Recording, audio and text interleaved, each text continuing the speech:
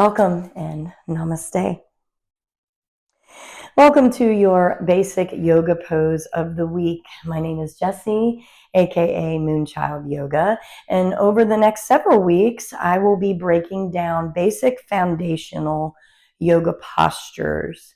Just basically going over what they are about, what benefits they have, and how to get into the postures.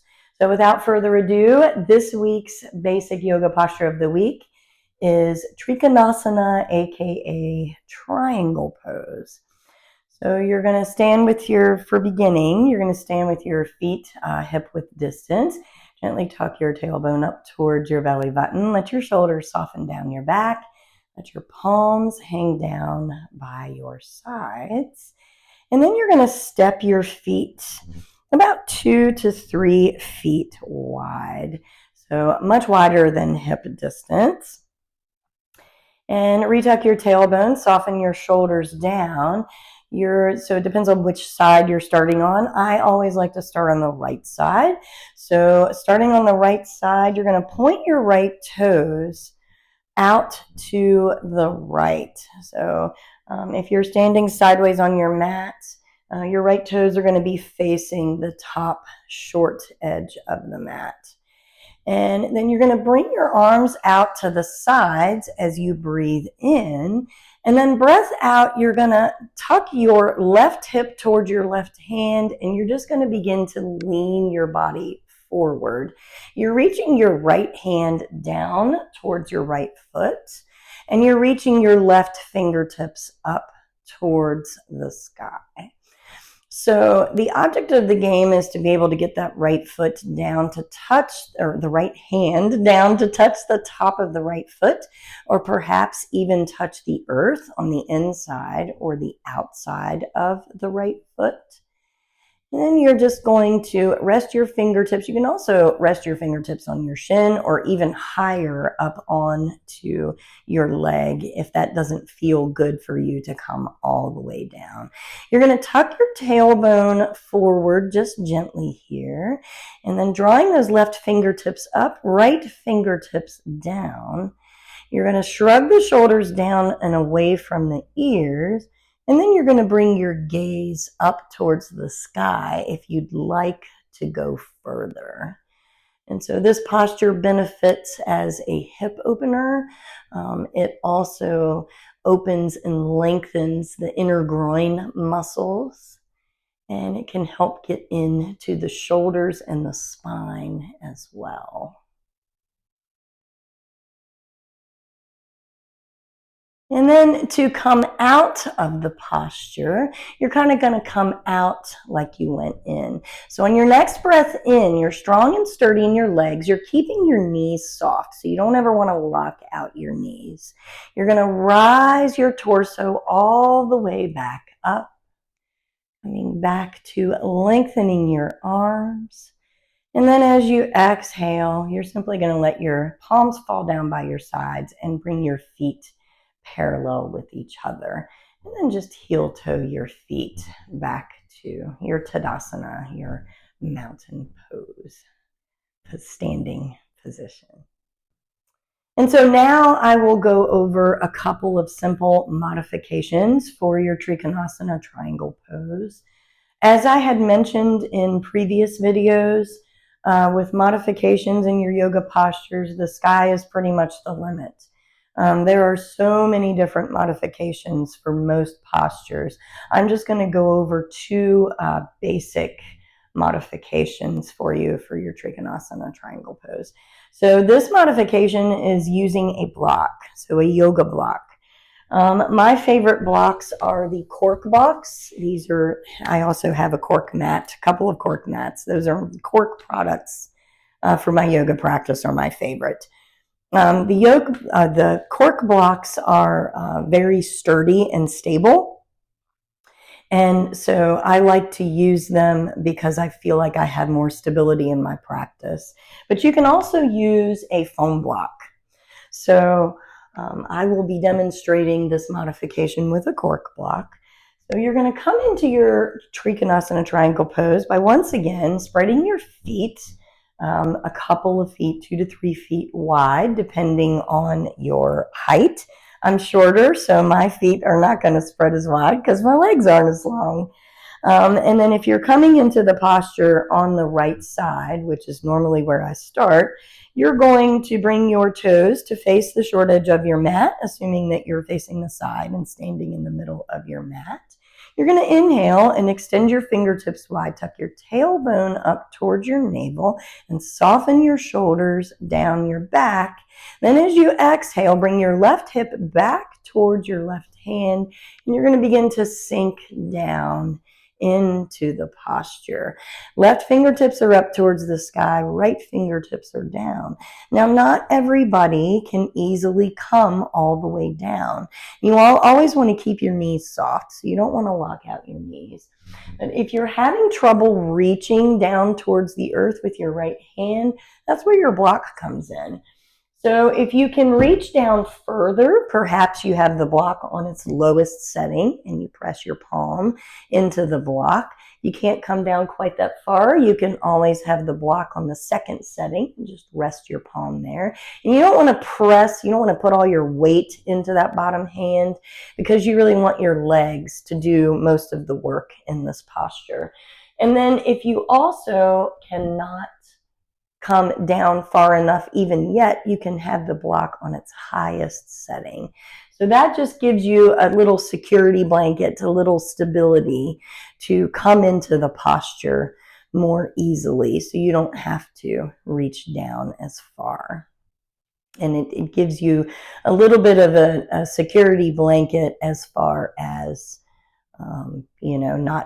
not being so scary to reach all the way down to the earth if you have not practiced this posture much, or if it's the first time you're coming into the posture. And then you're going to bring your gaze, if you have the stability and the balance, you're going to bring your gaze up towards your left hand, up towards the sky, and just breathe into what you feel here.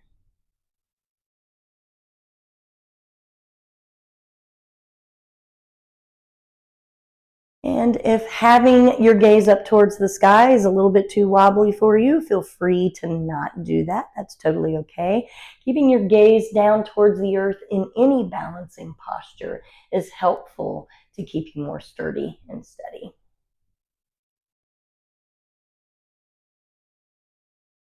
And then coming out like you came in, next inhale, press firmly into your feet, keeping that soft bend in your knees. Rising yourself all the way up, extending through your arms. Exhale, let your palms float down by your sides. And then you're going to step your feet back in and make your way to your Tadasana mountain pose. And another modification that you can do in your Trikonasana triangle pose is performing this pose in a chair.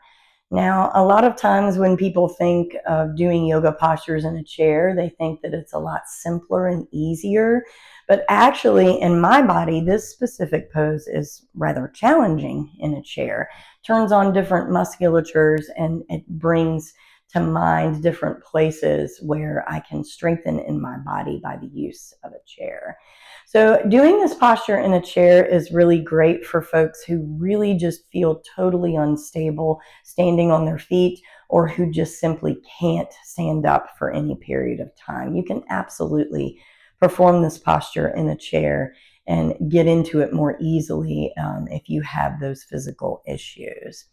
So you're going to bring, if you're starting on the right side once again, you're going to bring your left foot out to the left, and then you're going to bring your right foot out to the right. So you want your left foot to be facing forward towards me, and then your right foot is going to be facing as if you were standing on your yoga mat. Your right toes would be facing the top short edge of the mat. And sometimes it takes a little adjusting on your chair to get into this more comfortably. And then on your next inhale, you're going to rise your left arm up towards the sky. Exhale, you're going to lean your torso forward down towards the earth. Now, you may or may not have your block to rest that bottom hand on. And then your left fingertips are going to be facing up. And you're going to bring your gaze up toward your left hand if you have that kind of stability in your body. If you don't need the block and you want to reach your fingertips all the way down to the earth to get deeper into the posture, feel free to absolutely do that. And then once you get there, you're just going to breathe into what you feel. So keeping your shoulders soft, not locking out through either one of your knees. So keeping your knees soft as well. And your gaze going up towards the sky, and then just breathe in to what you feel here.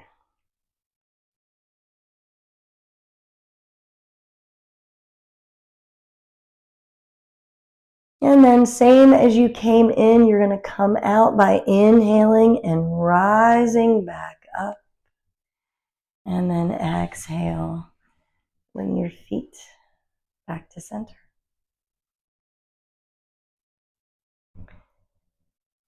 So another way to use your chair as a prop, instead of being seated in the chair, you can simply have the chair beside you for your Trikonasana triangle pose, to be able to have a place to rest that bottom hand on as you go down into the posture. So this time we're going to do the posture on the left side. I have not been giving my left side enough love in demonstrating this posture for this video, so I'm going to go into it on the left side this time. So you're going to step your feet once again, just a couple of feet wide, noting that the wider you step your feet in this posture, the more intense it's going to be for those inner groin muscles. I know as I'm getting older, my inner groin muscles are a lot weaker than they used to be.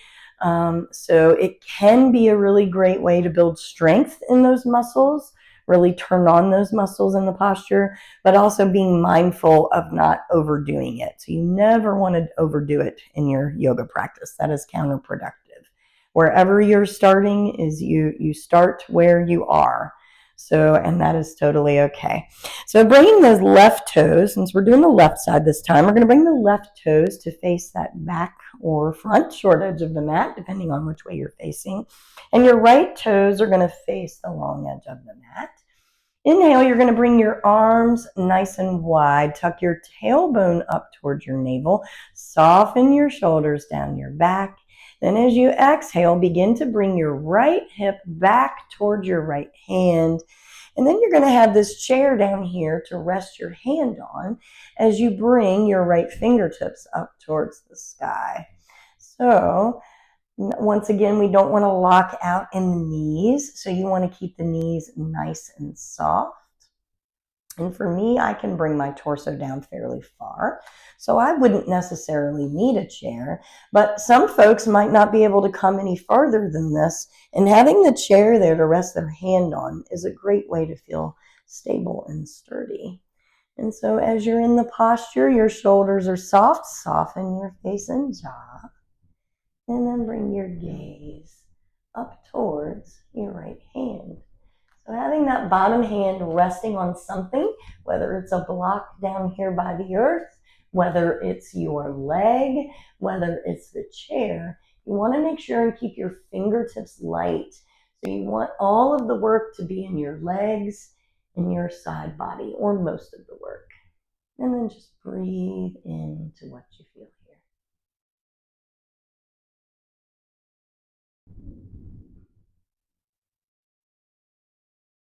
And then we're going to come out like we went in. So keeping those left fingertips light. Next, inhale, rising back up, spreading through your arms. Hips come back to center. And then exhale to turn all 10 toes parallel. Heel toe your feet back into hip distance. And so once again, having the props is a great way to take up space between your hand and the earth. You always want to go for a goal of not leaning your body weight into wherever that bottom hand is, whether it's on your leg, whether it's on your chair, whether it's on your block. You want to work for a goal of being light in your fingertips. And if you don't start out that way, that is totally okay. I did not either when I first started my practice. I've been practicing for about 8.5 years now, and it's taken me at least half that long to not dump my weight into that bottom hand. So practice always makes better.